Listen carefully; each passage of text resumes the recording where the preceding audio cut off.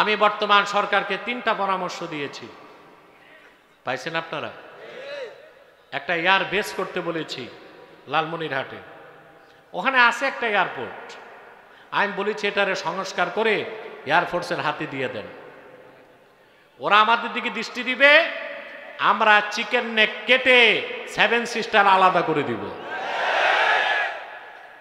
আমার বাংলাদেশের সবুজ লাল পতাকার দিকে কুদৃষ্টি দিলে চক্ষু কেড়ে নেওয়া হবে।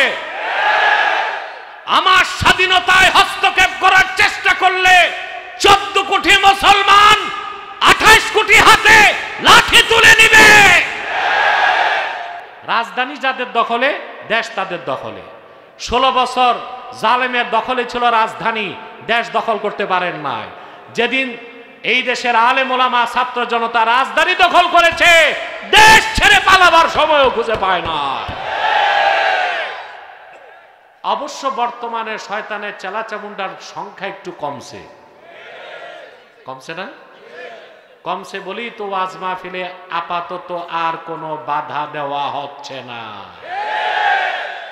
এতে বোঝা যায় শয়তানের চামুন্ডাদের সংখ্যা একটু কমছে। এখন শয়তানের একটা চেষ্টাই বাকি আছে, মুনাজাতের আগে উঠানো যায় কিনা। আমরা নেক নিয়ত করে শয়তানের নাপাক গেলে একটা চপেটাঘাত করব, পারবো?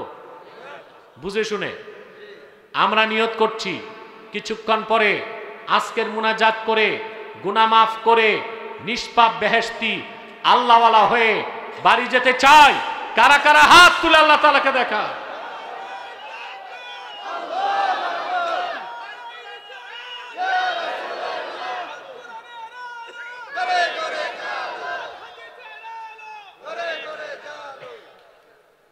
আল্লাহ কবুল করুন। আসুন আলোচনায় প্রবেশ করছি। আমার সঙ্গে আপনারাও পড়বেন, যেন প্রতিটি বাক্যের, প্রতিটি শব্দের, প্রতিটি অক্ষরের নূর আল্লাহ তাআলা আমাদের অন্তরে প্রজ্বলিত করে দেন। পড়ুন আউযু বিল্লাহি মিনাশ শাইতানির রাজীম।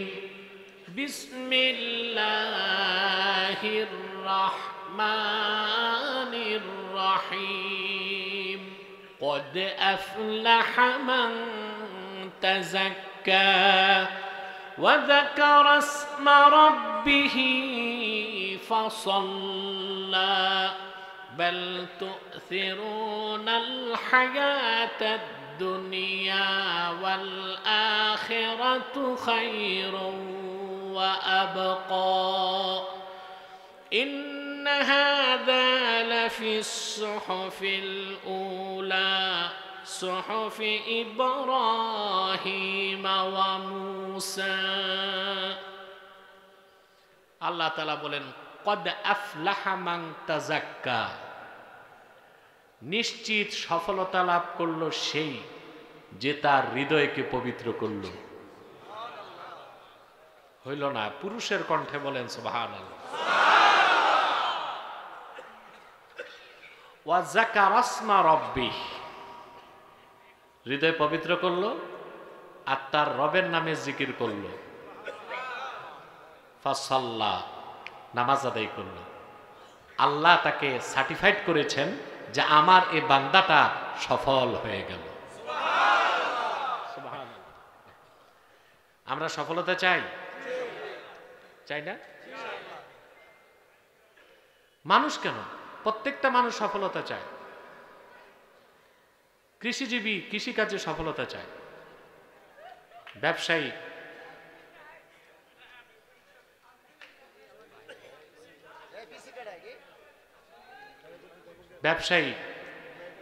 ব্যবসায় সফলতা চায়, রাজনীতিবিদ রাজনীতিতে সফলতা চায়।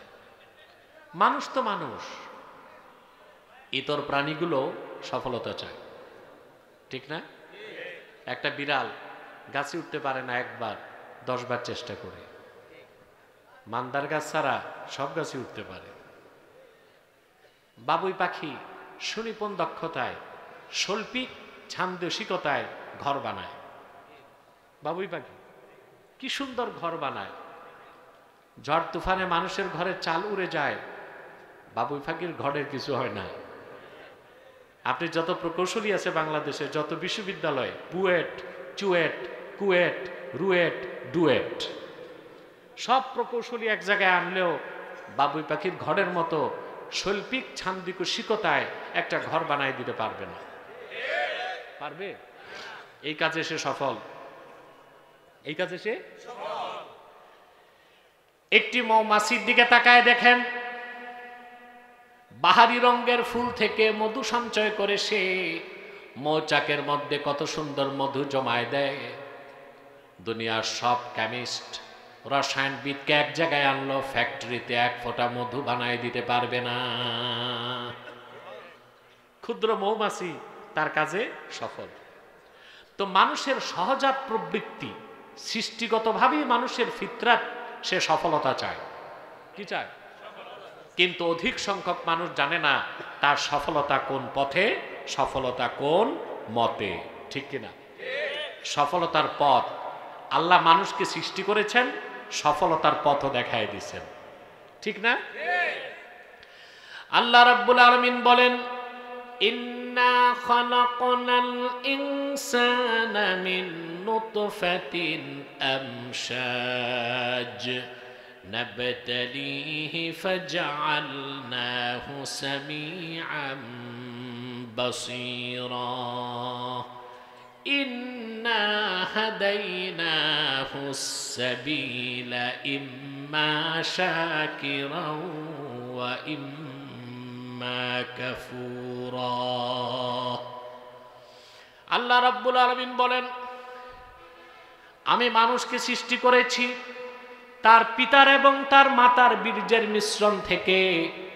মানুষটাকে আমি চক্ষুষ্মান করেছি, দৃষ্টি দিয়েছি, শ্রবণ শক্তি দিয়েছি, ভালো মন্দ চিনার মতো ইন্দ্রিয় অনুভূতি দিয়েছি, জ্ঞান দিয়েছি, প্রজ্ঞা দিয়েছি, আর তার হেদায়েতের পথটা দেখায় দিয়েছি। ইচ্ছে করলে মানুষ আমার দেখানো হেদায়েতের পথ গ্রহণ করে কৃতজ্ঞ বান্দা হতে পারে, আর ইচ্ছে করলে আমার দেখানো পথ বাদ দিয়ে সে না শুকরগুজার বান্দাও হতে পারে। আল্লাহ সৃষ্টি করেছেন আর সফলতার পথও দেখাই দিয়েছেন। বলেন সুবহানাল্লাহ। সূরাতুল আ'লাতে মানুষের সফলতার জন্য আল্লাহ তাআলা তিনটা কথা বলেছেন। কয়টি কথা?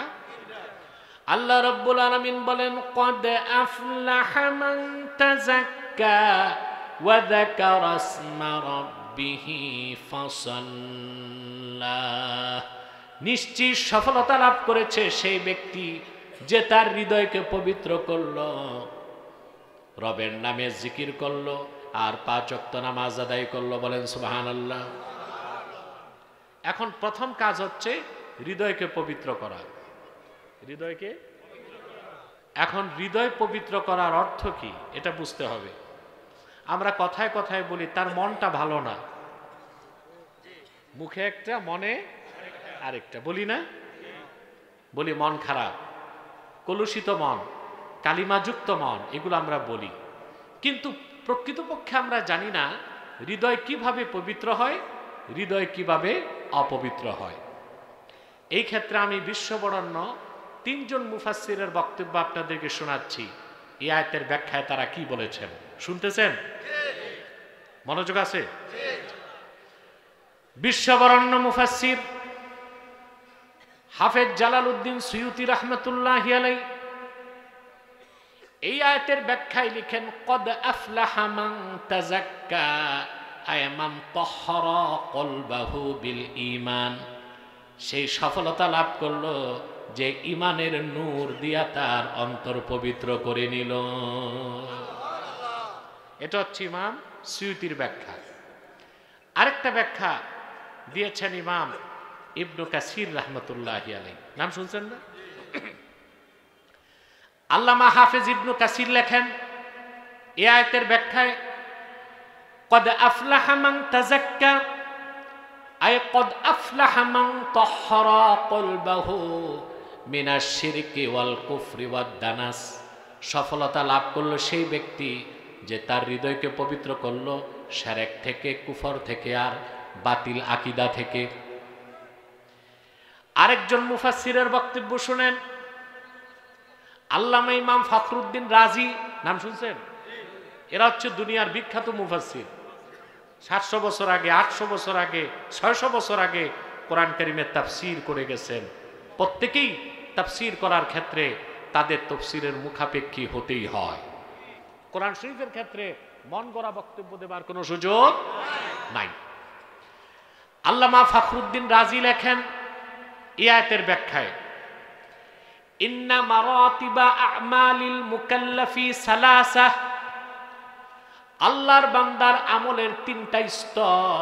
প্রথমটা হচ্ছে ইজালাতু আকাইদিল ফাসিদাতি মিনাল কলব, অন্তর থেকে শিরক কুফর বাতিল আকীদা পরিষ্কার করে ঈমান এনে হৃদয়কে পবিত্র করা। সুবহানাল্লাহ বলবেন না? আল্লাহ যে হৃদয় পবিত্র করার কথা বলেছেন, মাইকম্যান সাউন্ডটা কানে লাগে, কানে লাগবে না, অর্ডিন্যান্সে সাউন্ড লাগবে, সাউন্ড ডবল হবে না। আমি কম আওয়াজ চাই, পরিষ্কার আওয়াজ। গত বছর বাংলাদেশে যে মাইক অ্যাসোসিয়েশন আছে না, মাইক ব্যবসায়ী, ওদের একটা অ্যাসোসিয়েশন আছে, এটা জানেন? কথা বলেন। আরে অটো রিক্সাদের অ্যাসোসিয়েশন আছে, প্যাডেলের রিক্সাদের আছে, ভিক্ষুক ফকির মিসকিনের অ্যাসোসিয়েশন আছে। শুধু নাই বাংলাদেশের চোর ডাকাত কল্যাণ সমিতি, এটা নাই। তবে যেভাবে মানবাধিকারের কথা বলা হচ্ছে এটা হয়ে যাবে তাড়াতাড়ি।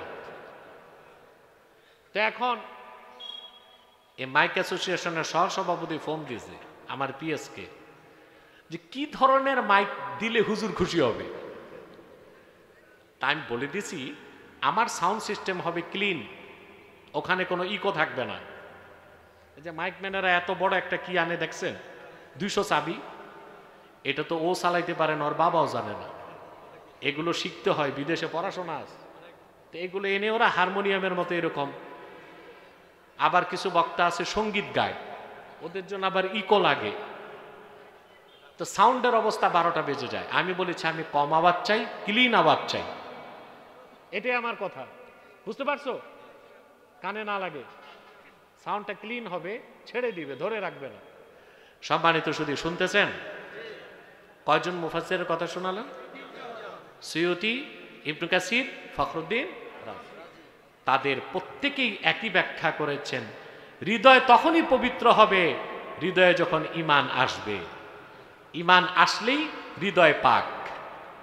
আর কুফর শিরক থাকলে হৃদয় না পাক। হৃদয় পাক, ব্যক্তি পাক। হৃদয় না পাক, ব্যক্তি না পাক। হৃদয় পবিত্র, ব্যক্তি পবিত্র। হৃদয় অপবিত্র, ব্যক্তি অপবিত্র। মানুষের দেহের মধ্যে সবচেয়ে দামি অংশ হচ্ছে হৃৎপিণ্ড। এটা ঠিক? মানুষ ঠিক, ঠিক না?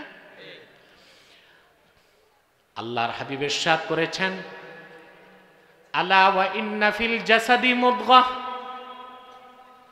ইদা সালাহাত সালাহাল জাসাদু কুল্লুহু ওয়া ইদা ফাসাদাত ফাসাদাল জাসাদু কুল্লুহু আলা ওয়া হিয়াল কলব।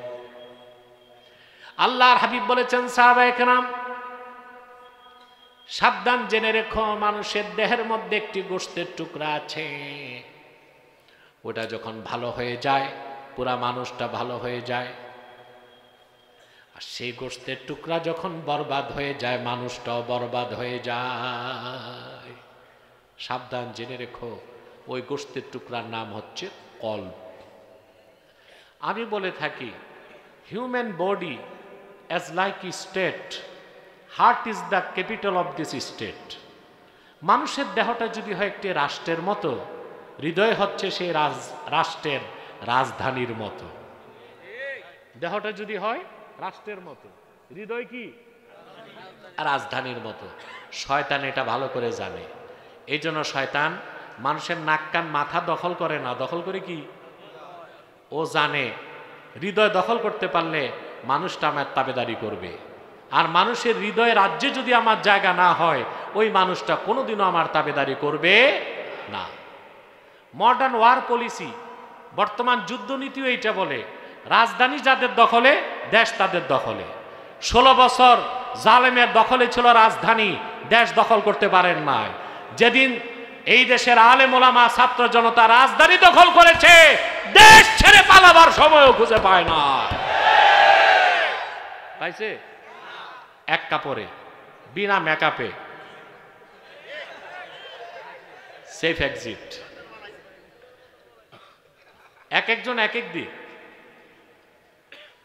কেউ স্বামীর বাড়ি,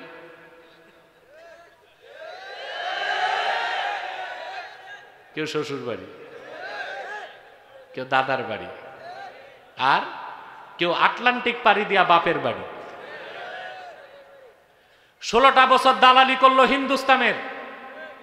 হিন্দুস্তান ওদের জায়গা দেয় নাই, জায়গা দিছে বাণিজ্যের মাধ্যমে। এক এক নেতা থেকে ওরা নিছে 1 কোটি থেকে 10 কোটি টাকা পর্যন্ত। তো 16টা বছর দালালি করে কি ফল পাইছো? ভারতের পৌত্তলিক হিন্দুরা কোনোদিন বাংলাদেশের মুসলমানের বন্ধু হতে পারে না। পারে? আজ বাংলাদেশের মানুষকে অশান্তির আগুনে মারার চেষ্টা করছে হিন্দুস্তান। আবার হুমকি দেয়। আমাদের দেশে পিস কিপিং সোলজার, আমেরিকারে বুদ্ধি দেয় শান্তিরক্ষী বাহিনী পাঠাইতে। আমেরিকা অনুমতি দিলে বলবে তো দূর থেকে আসার দরকার কি, আমি তো কাছে আছি। বাংলাদেশে ঢুকবে। আমার একটা বক্তব্য দেখছেন 2 দিন আগে ভারতের বিরুদ্ধে। আমারই এক বক্তব্যে ওদের কলকাতায় ভূমিকম্প শুরু হয়েছে। সব চ্যানেল আমার বিরুদ্ধে অপপ্রচার করতেছে। হিন্দুস্তানের উগ্রবাদী হিন্দুত্ববাদীরা মনে রেখো, বাংলাদেশকে সিকিমের মতো দুর্বল মনে করো না। ওখানে তো ছিল দেশদ্রোহী লেমদুব দর্জি, ও ছিল হিন্দু, দেশ বিক্রি করছে তোমাদের কাছে। বাংলাদেশে আছে 14 কোটি মুসলমান। আমার বাংলাদেশের সবুজ লাল পতাকার দিকে কুদৃষ্টি দিলে চক্ষু কেড়ে নেওয়া হবে। আমার স্বাধীনতায় হস্তক্ষেপ করার চেষ্টা করলে 14 কোটি মুসলমান 28 কোটি হাতে লাঠি তুলে নিবে।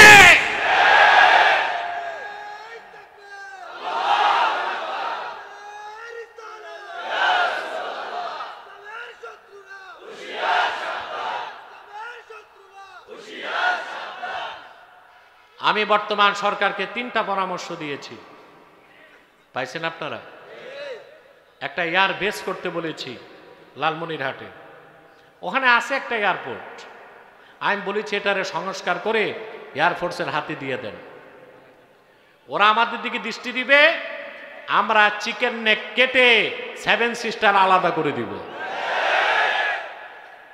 আলহামদুলিল্লাহ, সরকার সিদ্ধান্ত নিছে, কাজ শুরু করতেছে।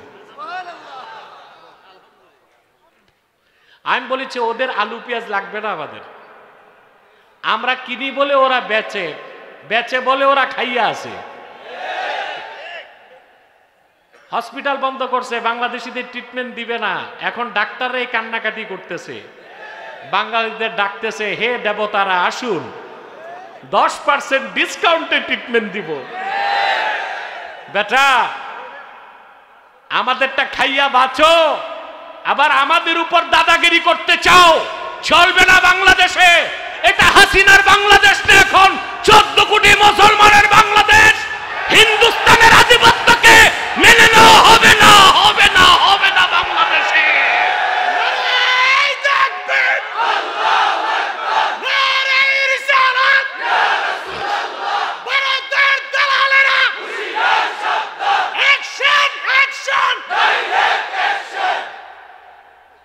আমার ভাইরা, রাজধানী যার দখলে, দেশ তার দখলে। এটা হচ্ছে মডার্ন ওয়ার পলিসি। আপনারা জানেন সিরিয়াতে যুদ্ধ হচ্ছে আজকে 11 বছর হয়ে গেছে, ঠিক না? রাজধানী বাশার আল আসাদের হাতে, দেশ তার হাতে। তবে মনে হচ্ছে সে ক্ষমতাচ্যুত হবে। অন্তরে আসন গেড়ে বসে যায়, ওয়াসওয়াসা দেয়। বান্দা যখন আল্লাহর জিকির করে, স্মরণ করে, শয়তান পালিয়ে যায়। আর যখন বান্দা আল্লাহর জিকির থেকে দূরে সরে যায়, শয়তান ওয়াসওয়াসা দিতে থাকে। আপনার দেহে সবচেয়ে মূল্যবান অংশ হচ্ছে হৃৎপিণ্ড। হৃদয় পাক, মানুষ পাক। হৃদয় না পাক, মানুষ না পাক। আল্লাহ তিনটা কাজ দিয়েছেন সফলতার জন্য। তার প্রথম হচ্ছে হৃদয় পবিত্র করতে হবে ঈমান দিয়ে। আর যখন অন্তরে ঈমান আসে, শিরক কুফর চলে যায়। আর যখন ঈমান চলে যায়, শিরক কুফর ঢুকে যায়। ঈমান আসলেই হৃদয় পাক, শিরক কুফর থাকলে হৃদয় নাপাক। একজন মুমিন যখন ঈমানের নূর দিয়ে তার অন্তরকে পবিত্র করে ফেলে, হৃদয় পবিত্র হবার কারণে মানুষটা পবিত্র হয়ে যায়। আর যখন কারো অন্তরে শিরক এবং কুফর থাকে, তার হৃদয়টা অপবিত্র হয়ে যায়, মানুষটাও অপবিত্র হয়ে যায়। মুমিন পবিত্র। কাফের মুশরিক যত স্মার্ট হোক, যত দামি কাপড় চোপড় পরুক, হৃদয় কি? এর জন্য ইন্নামাল মুশরিকুনা নাজাস, কাফের মুশরিকরা হচ্ছে হুকমান নাপাক। হুকমান নাপাক। আমি বলি হুকমান, হাকিকাতান, মাজাজান, সর্বাবস্থায় তারা কি? নাপাক। ভালো করে বুঝেন, মুমিন কখনো অপবিত্র হয় না। মুমিন কখনো, যতক্ষণ তার ঈমান থাকবে, মুমিন অপবিত্র হতে পারে না। আমাদের একটা ভুল ধারণা আছে বাংলাদেশিদের, বলবো। আমরা মনে করি আমরা যখন স্ত্রীদের কাছে যাই, ফিজিক্যাল রিলেশন হলে আমরা নাপাক হয়ে যাই। এটাই মনে করি না? আমাদের দেশে আলেমরাও এরকম ওয়াজি করে, যখন আপনি স্ত্রী সহবাস করবেন নাপাক হয়ে যাবেন, ফরজ গোসল করবেন। আরে ভাই, মুমিন মুসলমান কখনই নাপাক হয় না। সুবহানাল্লাহ কইবেন। যতক্ষণ ঈমান আছে মুমিন পবিত্র, ঈমান নাই অপবিত্র। মানুষ যখন স্ত্রীর সান্নিধ্যে যায়, তখন সে নাপাক হয় না, জুনুব হয়। জুনুব কি হয়? জুনুব মানে আল্লাযী ওয়াজাবা আলাইহি গুসলুল জানাবাহ, যার উপর গোসল ফরজ হয়েছে। আল্লাহর হাবিব ইরশাদ করেছেন, সহিহ বুখারীর হাদিস, সুবহানাল্লাহ ইন্নাল মুমিনা লা ইয়ানজুস হাইয়ান ওয়ালা মাইয়াতা। সুবহানাল্লাহ, মুমিন কখনো নাপাক হয় না। মুমিন জীবিত থাকলেও পবিত্র, মৃত্যুর পরও পবিত্র। বলেন সুবহানাল্লাহ। আর অবিশ্বাসী কাফের মুশরিক অপবিত্র, জীবিত থাকলেও অপবিত্র, মৃত্যুর পরেও অপবিত্র। তাহলে আমরা এই ভুলটা করব না। স্ত্রীর কাছে গেলে কি বলবেন? নাপাক হইছেন? কথা বলেন, কি বলবেন? জুনুব। জুনুব মানে গোসল ফরজ হয়েছে। আল্লাহ তো আমাদের বিয়ে শাদী এই জন্য দেন নাই যে আমরা প্রতিদিন নাপাক হব। কথা বলেন। আরেকটা মাসালা শিখাই, শীতকাল তো, কষ্ট যেন না হয়, বলবো। লজ্জার বিষয়, তা বলতে হয়। মাসালার ক্ষেত্রে লজ্জা নাই। দেখা যায় শীতকাল, মাঘ মাস, আপনি স্ত্রীর সাথে ফিজিক্যাল রিলেশন করছেন, রাত 1টায়, মাঘ মাস, কনকনে শীতে পুকুরে যায় গোসল করেন, এটার দরকার নেই। আপনার উপর গোসল ফরজ। গোসল কি? কখন? ইদা দাখালা ওয়াক্তুল ফাজরে, ফজরের নামাজের সময় ঢুকার সাথে সাথে আপনার উপর গোসল ফরজ। এর আগে যদি নামাজ পড়তে চান, কোরআন শরীফ তেলাওয়াত করতে চান, ফরজ হবে।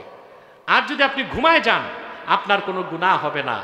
ঠিক ফজরের ওক্ত প্রবেশ করলে আপনার উপর তখন গোসল ফরজ হবে নামাজ পড়ার জন্য।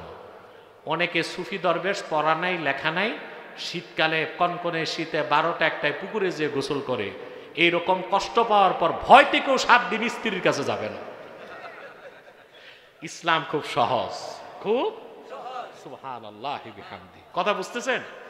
তাহলে মুমিন কখনো নাপাক হয় না। দিল পাক, মুমিন পাক। দিল নাপাক, মুমিন। আল্লাহ রাব্বুল আলামিন সে অন্তর পবিত্রের কথাই বলেছেন। অন্তর পবিত্র হয় ঈমান দিয়ে। ঈমান যখন চলে আসে, শিরক আর কুফর দূর হয়ে যায়। শিরক আর কুফর যখন আর বাতিল আকীদা দূর হয়ে যায়, মানুষের হৃদয়টা তখন পবিত্র হয়ে যায়। আমরা বাঙালিরা আমাদের ঈমানকে নষ্ট করে হৃদয়কে অপবিত্র করি ইচ্ছায় অনিচ্ছায়। আমরা আজকে শিরকের গুনাহ করতেছি। কেউ পীরি মুরিদির নামে শিরক করে, কেউ রাজনীতির নামে শিরক করে, কেউ সংস্কৃতির নামে শিরক করে, কেউ শিক্ষার নামে শিরক করতেছে বাংলাদেশে, কেউ চেতনার নামে শিরক করতেছে। ঠিক না? মনে রাখবেন মুসলমান, আপনার ঈমান যদি ঠিক থাকে, হৃদয় পবিত্র থাকে, আপনার আমল নামায় যদি একটা শিরক বা কুফরও না থাকে, আপনার হাসর হবে পবিত্র সত্তা হিসেবে। শাস্তি পাইল আপনি বেহেশতে অবশ্যই যাবেন। বুখারী শরীফে এসেছে, আল্লাহর হাবিব বলেছেন, ফাহুয়া ইলাল্লাহ ইনশাআ আফা আনহু ওয়া ইনশাআ আকাবাহু। আমার উম্মত যত বড় গুনাহগার হোক, যদি তার ঈমান ঠিক থাকে,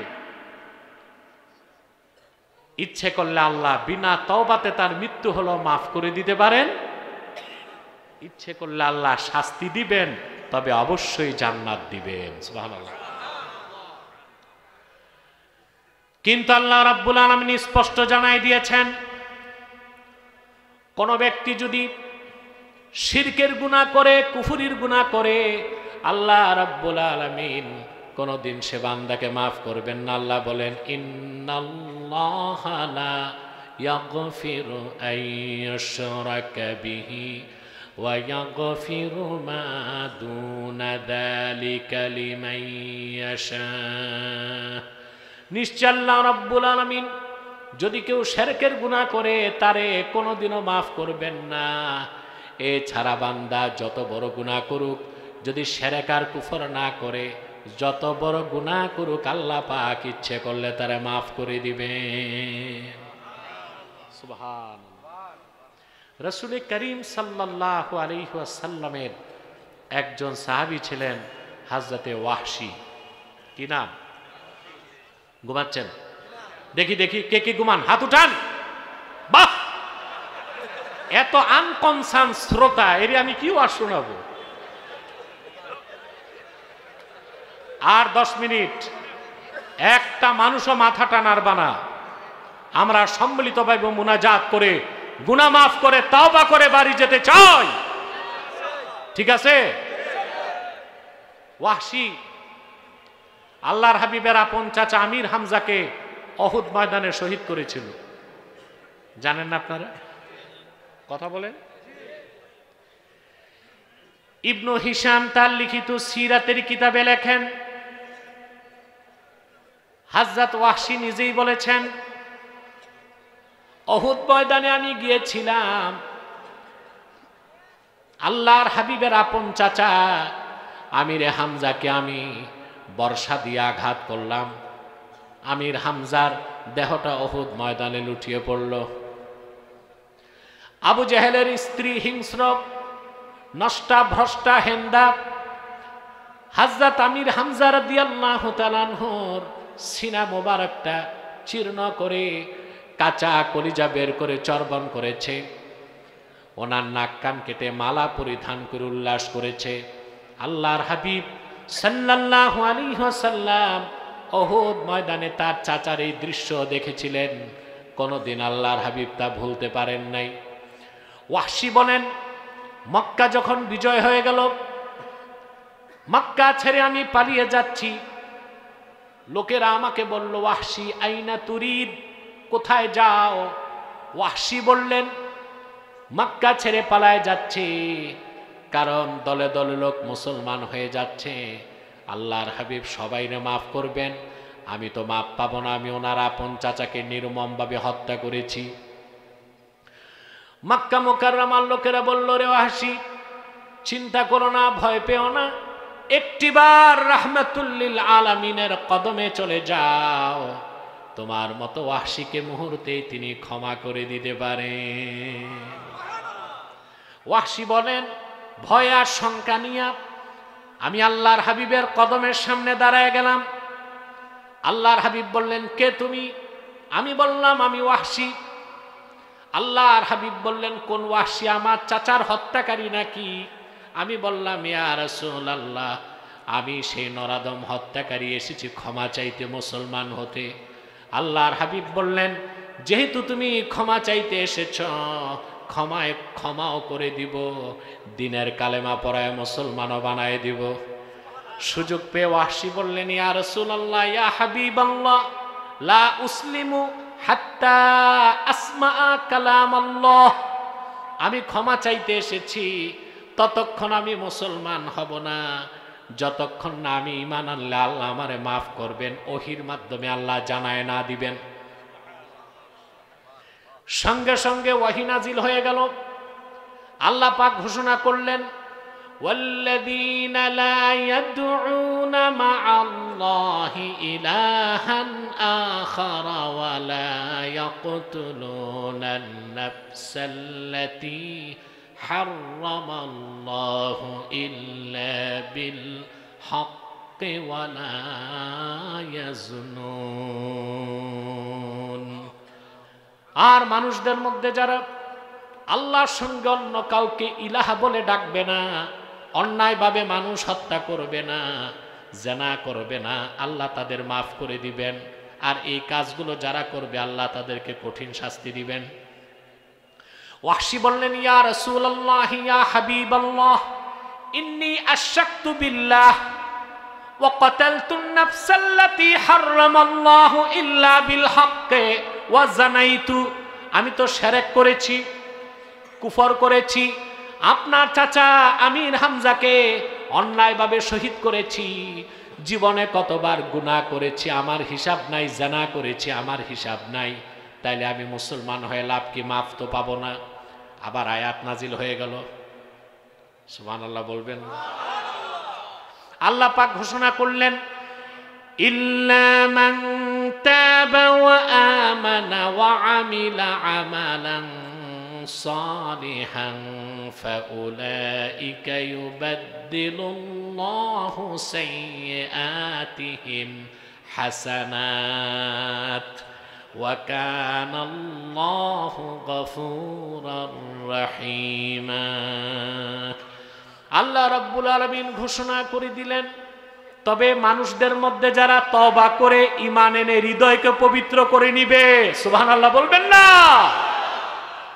যারা ঈমান এনে তওবা করে হৃদয়কে পবিত্র করবে, নেক আমল করবে, তারা বিগত কালে যতই শিরক করুক, কুফর করুক, গুনাহ করুক, আল্লাহ তাদের সব মাফ করে তাদের গুনাহগুলোকে আল্লাহ রাব্বুল আলামিন নেকের দ্বারা বদল করে দিবে। ওয়াহশী বললেন, ইয়া রাসূলুল্লাহ সাল্লাল্লাহু আলাইহি সাল্লাম, এখন আমি ইসলাম গ্রহণ করতে পারতেছি না। আল্লাহর হাবিব বললেন, কেন? বলে, ইন্নী আরা ফীহি শারতান।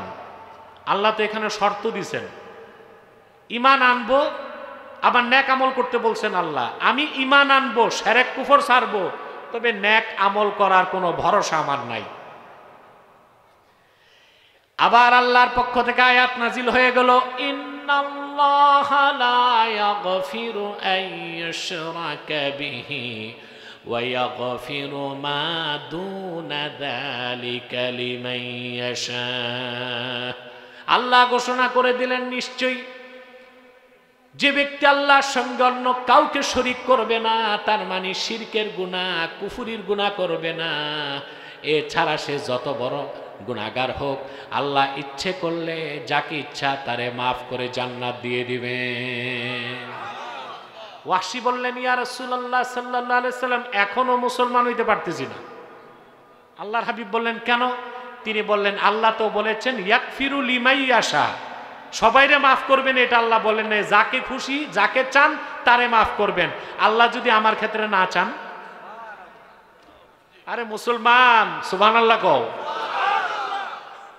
আল্লাহ যদি আমার ক্ষেত্রে।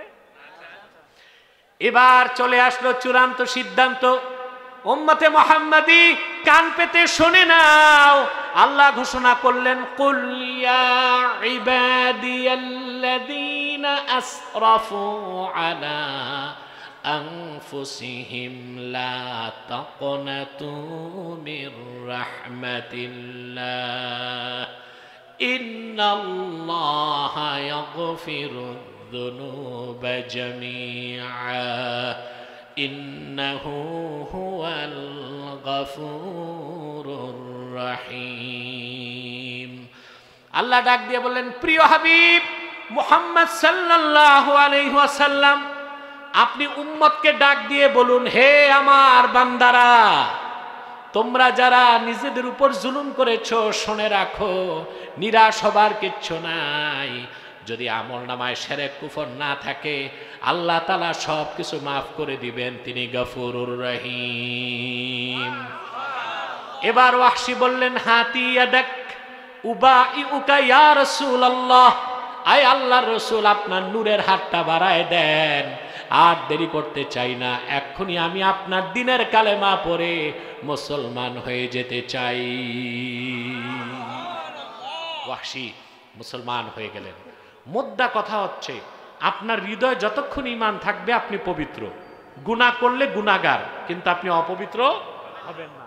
আর যদি আপনার হৃদয়ে ঈমান না থাকে, হৃদয় অপবিত্র, আপনি নামাজ পড়বেন, রোজা রাখবেন, দাড়ি রাখবেন, কোনো কাজ হবে না, আপনি অপবিত্র। এই জন্য আল্লাহর নির্দেশ, কদ আফলাহা মান তাযাক্কা, আয় মান তাহহারা কলবাহু মিনাশ শিরকি ওয়াল কুফরি ওয়াদ দানাস, শিরক থেকে, কুফর থেকে, বাতিল আকীদা থেকে হৃদয়কে পবিত্র করতে হবে। এটা আজকে প্রথম টিচিং। শিক্ষাটা মনে থাকবে? কথা বলেন, এই শিক্ষা বাড়ি যাবে?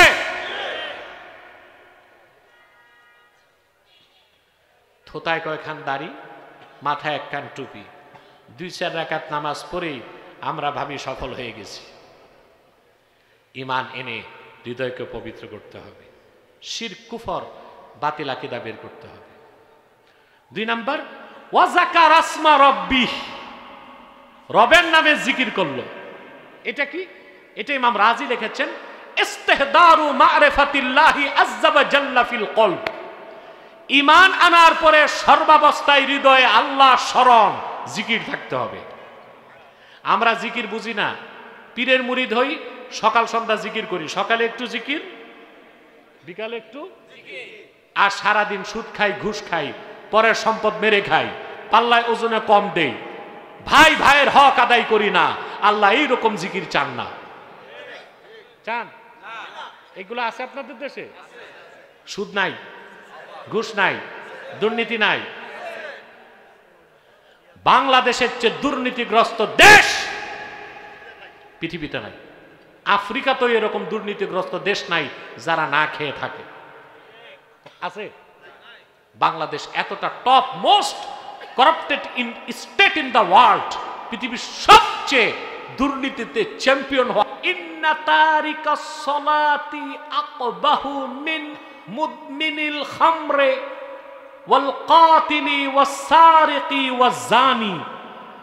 চার মাযহাব একমত, যে নামাজ পড়ে না সে জেনাকার, শরাবখোর, হত্যাকারী, খুনি। এই সবার চেয়ে বড় অপরাধী বেনামাজি। বুঝেন নাই? খুনি, চোর, শরাবখোর, জেনাকার, এদের সবার চেয়ে নিকৃষ্ট কে? জোরে বলতে হবে। বেনামাজির আরো জোরে বলো, কে?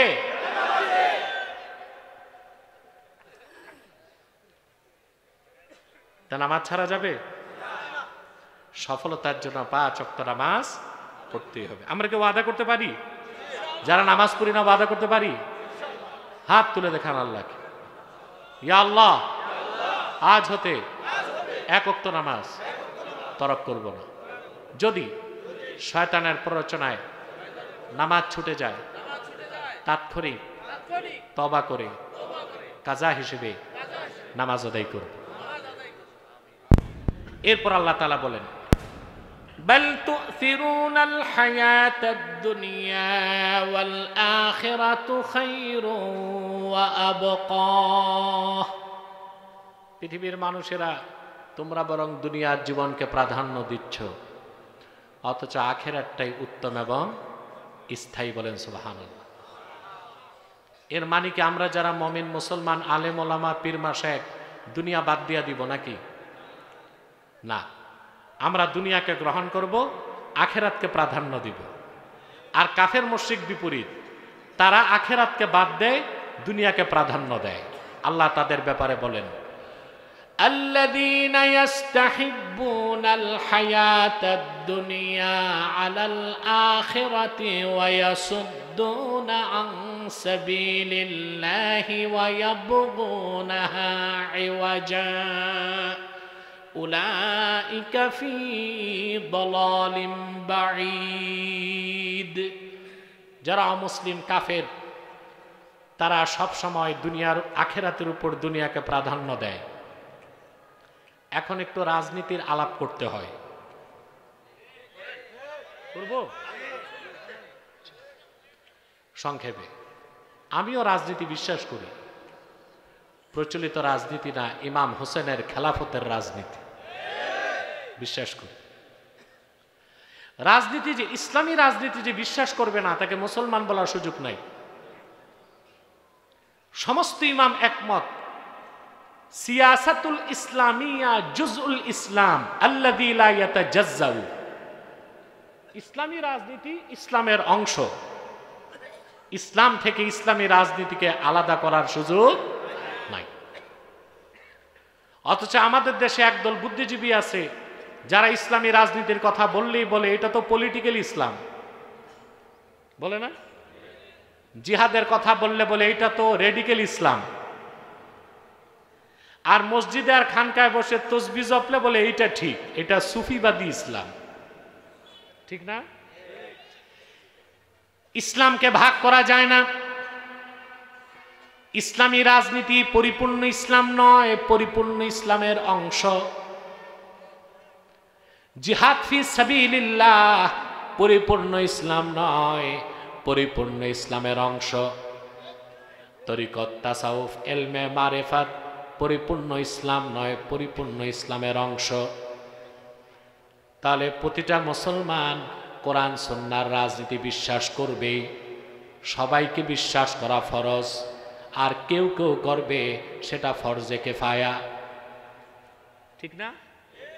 এখন যারা কোরআন হাদিসের রাজনীতি বিশ্বাস করি আমরা, আর যারা সকল পলিটিশিয়ান প্রচলিত রাজনীতি করে, ওদের ক্ষেত্রে মৌলিক পার্থক্য হচ্ছে আমরা বিশ্বাস করি যে আমাদের রাজনীতি হবে আখেরাতমুখী। ঠিক না? আমরা বিশ্বাস করি সার্বভৌমত্বের মালিক আল্লাহ। আর যারা প্রচলিত রাজনীতি করে তাদের বিশ্বাস যে না, তারা সেকুলারিস্ট। সেকুলারিস্ট মানে ইহজাগতিক, অর্থাৎ রাজনীতির শুরু শেষ উদ্দেশ্যই হলো দুনিয়া। এরা হচ্ছে সেকুলারিস্ট, এরা হচ্ছে ইহজাগতিক। এদের বিশ্বাস হচ্ছে সার্বভৌমত্বের মালিক জনগণ। এটা একটা শিরকি আকীদা। সার্বভৌমত্বের মালিক কে? জনগণ সার্বভৌমত্বের মালিক। এই বিশ্বাস যদি কারো থাকে তার রাজনীতি হবে শিরক, তার গন্তব্য হবে জাহান্নাম। অপরদিকে কারো যদি বিশ্বাস হয় ইনিল হুকমু ইল্লা লিল্লাহ, সার্বভৌমত্বের মালিক আমার আল্লাহ, আর তার রাজনীতি যদি হয় সুন্নত তরিকায়, তার রাজনীতিটা ইবাদত হয়ে যাবে, তার রাজনীতির কারণে সে জান্নাতে যাবে। এখন কোনটা করবেন? ইসলামের রাজনীতি নাকি এই বর্তমান রাজনীতি? যদি আপনি এখন বলা হচ্ছে রিকনস্ট্রাকশন অফ কনস্টিটিউশন, সংবিধান চেঞ্জ করা হবে বলতেছে না? আপনারাও চান সংবিধান পরিবর্তন হোক? আরে বাবা, আপনারা তো বলতেছেন না, আপনাদের বয়ান কই? প্রত্যেক দল তো বয়ান দিছে। কি দিছে? প্রত্যেক দলের একটা বয়ান হয়ে গেছে। তা আমাদের ইসলামপন্থীদের বয়ান কই? আমরা চুপ কেন? আমাদের বয়ান হচ্ছে এইটা, সংবিধান রচিত হবে কোরআন সুন্নাহর আলোকে, যে সংবিধানের মূল ভিত্তি হবে সার্বভৌমত্বের মালিক জনগণ নয় আল্লাহ সুবহানাহু ওয়া তাআলা। পারবেন? আমাদের সব কাজ হবে আখেরাতমুখী। এই জন্য আল্লাহ বলেছেন তোমরা দুনিয়াকে প্রাধান্য দিচ্ছ, কাফেরদেরকে বলেছেন আখেরাতের উপর। আমরা মুমিনরা আখেরাতকে প্রাধান্য দিব দুনিয়ার উপর। আল্লাহ বলেন ইন্না হাদা লাফি সুহুফিল উলা, আখেরাতের কথা পূর্বের সহিফাগুলোতে এসেছে, বিশেষ করে সুহুফি ইব্রাহিম ওয়া মুসা, ইব্রাহিমের উপর অবতীর্ণ সহিফা এবং মুসার উপর অবতীর্ণ তাওরাত কিতাবেও আখেরাতের কথা এসেছে। আমরা সফলতার জন্য যে কথাগুলো শুনলাম এই কাজগুলো করবো ইনশাআল্লাহ। সাদাকাল্লাহুল আযীম ওয়া সাদাকা রাসূলুহুন নবিয়ুল কারীম। ওয়া নাহনু আলা যালিকা মিনাশ শাহিদিন ওয়াশ শাকিরিন আলহামদুলিল্লাহি রাব্বিল আলামিন। আমি আর কষ্ট দিচ্ছি না আপনাদেরকে। আমি ফল ব্যবসায়ী সমিতির জন্য দোয়া চাই। তারা আজকে 25 বছর হয় মাহফিলটা করে যাচ্ছে। আপনি এটা চান না? এই নিয়ে আসা বেক, ওয়াজ হয়েছে চলে যাবা। তুমি কি আউলিয়া কেরাম? তোমরা মুনাজাত লাগবে না? চুপচাপ বসে থাকো। এতক্ষণ বসলে এখন মুনাজাত না করে চলে যাও, এটা কি ভালো লক্ষণ? আমি ফল ব্যবসায়ীদের জন্য দোয়া করি। ওরা আপনাদেরকে শুধু ফল খাওয়ায় না, বছরে একটা মাহফিল উপহার দেয়। আলহামদুলিল্লাহ বলবেন। তাহের, আবু তাহের, বর্তমান সভাপতি আবু তাহের, আলহামদুলিল্লাহ, আল্লাহ কবুল করুক। এই ফল ব্যবসায়ীর অধিকাংশই আমাদের সংগঠনে আছে, আমার সাথে সম্পর্ক রাখে। আব্দুল কুদ্দুসকে দেখি না? আছো তুমি? খুব পরিশ্রম করে। আমি তো আপনাদেরকে কখনোই কিছু পার্থিব কিছু চাই নাই। আমি একটাই চাই, আপনার তাহরিকে খাতমে নবুয়ত বাংলাদেশের ব্যানারে কাজ করে যাবেন। পারবেন না ইনশাল্লাহ? ইসলামের সুমহান স্বার্থ রক্ষায়, মুসলমানদের মৌলিক দাবিগুলো আদায়ে আর বাংলাদেশের স্বাধীনতা রক্ষায় তাহরিকে খাতমে নবুয়ত বাংলাদেশের ব্যানারে জান ও মাল দিয়ে কাজ করবেন। কারা কারা হাত তুলে দেখান। আল্লাহ কবুল করুক, আল্লাহ মঞ্জুর করুক। বলুন আল্লাহ আমিন। কিছু বলবা? কোথায়? আসসালামু আলাইকুম।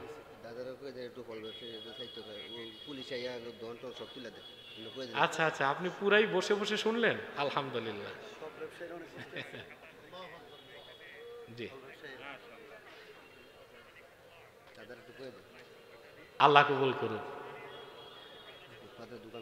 জি,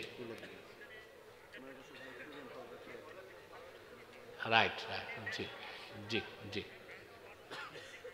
অবশ্যই, জি, আল্লাহ কবুল করুক। জি জি জি জি, আল্লাহ কবুল করুক। আপনি আসেন, আমরা অপেক্ষায় আছি। হজ করি, আপনি চলে আসবেন ইনশাল্লাহ।